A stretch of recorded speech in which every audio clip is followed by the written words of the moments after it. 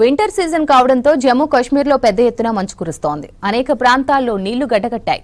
రాజధాని శ్రీనగర్ సహా పలు ప్రాంతాల్లో టెంపరేచర్లు ఉదయం పూట సింగిల్ డిజిట్లో నమోదవుతున్నాయి. రాత్రిళ్లు -డిగ్రీలు రికార్డవుతున్నాయి.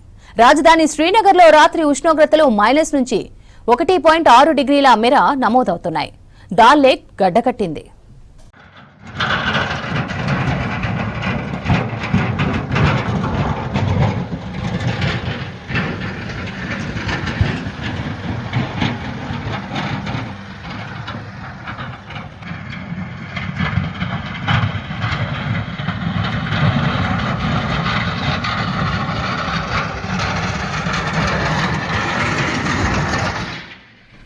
నార్త్ సౌత్ కశ్మీర్లలో ఉష్ణోగ్రతలు రోజురోజుకు పడిపోతున్నాయి. ప్రఖ్యాత టూరిస్ట్ స్పాట్ సోనామార్గ్ లో -3 డిగ్రీలతో టెంపరేచర్ నమోదైంది.